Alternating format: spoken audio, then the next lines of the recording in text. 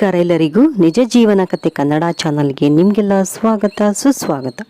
ಬರ್ರಿ, ಅತ್ತಿಗೆ ಇನ್ನೊಂದು ಗುಣ ಅಂದ್ರೆ ನಮ್ಮ ಯಜಮಾನರ ಅಣ್ಣನ ಹೆಂಡತಿಯ ಇನ್ನೊಂದು ಗುಣ ಏನು ಅಂತ ನಾನು ನಿಮಗೆ ಹೇಳ್ತೀನಿ.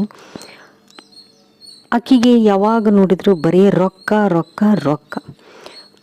ಏನಂದ್ರೆ ಗಂಡನ ಮನೆಗೆ ಬಂದಾಗಿಂದನೂ ಆಕಿ ಬರೀ ದುಡ್ಡನ್ನು ಮಾತ್ರ ಗಳಿಸ್ಬೇಕು. ಯಾರ ಪ್ರೀತಿ ವಿಶ್ವಾಸ ಬೇಡ ಆಕಿಗೆ. ಬರೀ ದುಡ್ಡು, ಹಣ ನೋಡಿದ್ರೆ ಹೆಣನೂ ಎದ್ದು ಕೂತ್ಕೊಂತತಿ ಅಂತಾರಲ್ಲ, ಈ ಮಾತು ಎಷ್ಟು ಸತ್ಯನೋ ಆಕಿಗೆ ಅದು ಅನ್ವಯಿಸ್ತದೆ ನೋಡ್ರಿ. ಯಾಕಂದ್ರೆ ಬರೀ ದುಡ್ಡು ಬಂಗಾರ ಆಸ್ತಿ, ದುಡ್ಡು ಬಂಗಾರ ಆಸ್ತಿ ಇದನ್ನು ಮಾತ್ರ ಮಾಡಿಟ್ಕೋಬೇಕು, ಇದು ಬೇಕು. ಯಾಕಂದ್ರೆ ಏನು ಕಾಣದೇ ಇರೋ ಅಂಥ ಮನೆಯಿಂದ ಬಂದಿರೋ ಕೇಕಿ, ಅದಕ್ಕೆ ಆಕಿಗೆ ದುಡ್ಡು ಬಂಗಾರ ಆಸ್ತಿ ಮೇಲೆ ಭಾಳ ಪ್ರೀತಿ.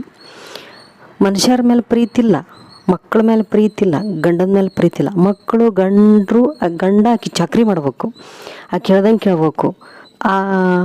ಅದು ಅಕ್ಕಿದ್ದು ಒಂದು ಸ್ವಭಾವ. ಇನ್ನೂ ಒಂದು ಸ್ವಭಾವ ಐತಿ, ಮೂರನೇ ಸ್ವಭಾವ. ಅದೇನಂತ ನಾನು ಮುಂದಿನ ವಿಡಿಯೋದ ಶೇರ್ ಮಾಡ್ಕೊತೀನಿ.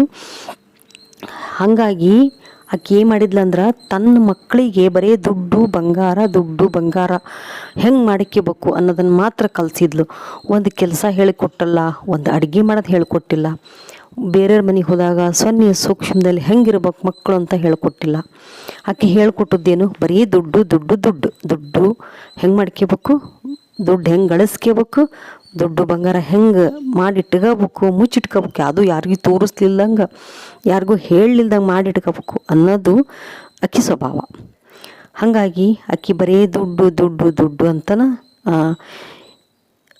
ಈ ಟೈಮ್ನಾಗೂ ಇಂಥ ಕಷ್ಟದ ಟೈಮು, ಎಂಥ ಯಾರಿಗಾದ್ರೂ ದುಃಖ ಏನಾದರೂ ಆಗಿರಲಿ, ಯಾರಿಗೇನಾದ್ರೂ ನಷ್ಟ ಆಗಲಿ, ಆಕಿಗೆ ದುಡ್ಡು ಬೇಕು, ಆಕಿಗೆ ಬಂಗಾರ ಬೇಕು, ಆಕೆ ಎತ್ತಿಟ್ಕೋಬೇಕು ದುಡ್ಡನ್ನು.